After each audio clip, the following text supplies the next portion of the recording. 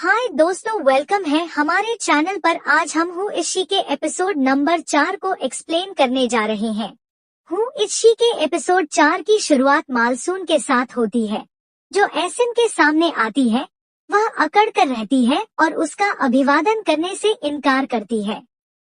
उसे एहसास होता है कि यूएनआईएस एसिन की कंपनी है और वह सोचती है कि उसे अपने सपने को पूरा करना चाहिए या बदला लेना चाहिए।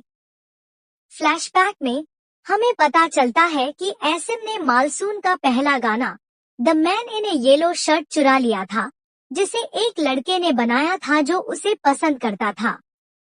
चूंकि मालसून संगीत नहीं पढ़ सकती थी, इसलिए एसिन, जो क्लब में उसकी दोस्त थी, ने वादा किया कि वह इसे रिकॉर्ड करके उसे लौटा देगी, लेकिन निश्चित रूप से ऐसा कभी नहीं किया।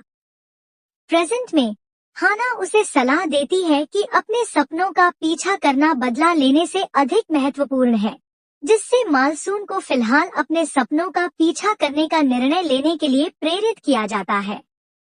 इस बीच जीसुक अपनी मां के घर से बाहर जाने का फैसला करती है और मालसून हाना के साथ अपनी ट्रेनिंग जारी रखती है, जो उसे दादी की तरह न दिखने के तरीके सिखाती है।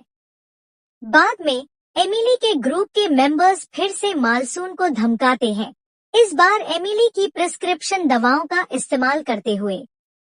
मालसून को पता चलता है कि एमिली कितनी अस्वस्थ रही होगी।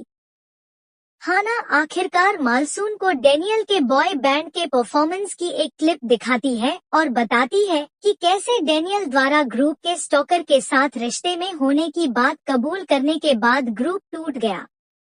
दूसरी तरफ डेनियल को उसी स्टॉकर से एक टेक्स्ट मैसेज मिलता है, जो अपने साथी से तलाक लेने के बाद अब कोरिया वापस आ गई है। बेचैनी महसूस करते हुए वह मालसून से मिलता है, जो उसके साथ डिनर करती है और उसे खुद बनकर बेहतर महसूस कराने में मदद करती है।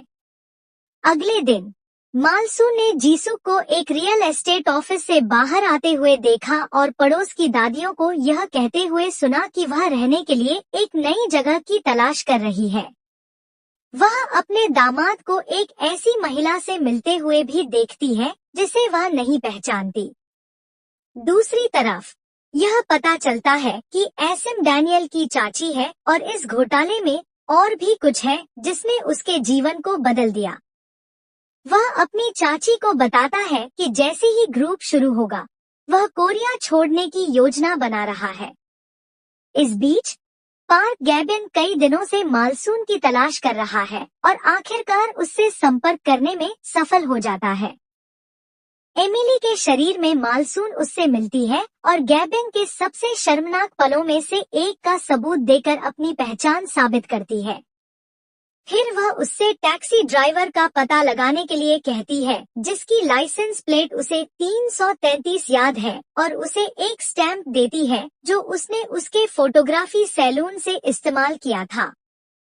अगले दिन हाना मालसून के साथ पहली बार ग्रुप में शामिल हो जाती है। उन्हें बताया जाता है कि ग्रुप के मेंबर्स को अंतिम रूप देने के लिए सभी ट्रेनीज का रीएवैल्यूएशन किया जाएगा, जिससे मौजूदा ग्रुप के मेंबर्स परेशान हो जाते हैं।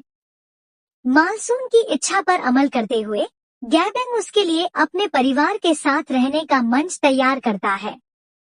इस बीच हमें पता चलता है कि एमिली अमेरिका जाने की योजना बना रही थी, लेकिन उसने ऐसा न करने का फैसला किया और अंततः यूनिस पहुंच गई, जहां उसकी मुलाकात हाना से एक बार फिर हुई। एमिली ने हाना को स्वीकार करने से इनकार कर दिया, जिससे स्थिति और जटिल हो गई। हालांकि हाना ने अपनी जिद पर अड़कर एमिली को वापस मालसून के घर भेज दिया। एपिसोड का अंत मालसून और एमिली के बीच फिर से मालसून के घर पर आमना सामना होने के साथ होता है। Thank you so much for watching. अगर आपको वीडियो पसंद आया हो तो इसे लाइक करना न भूलें और चैनल को सब्सक्राइब करें। मिलते हैं अगले वीडियो में।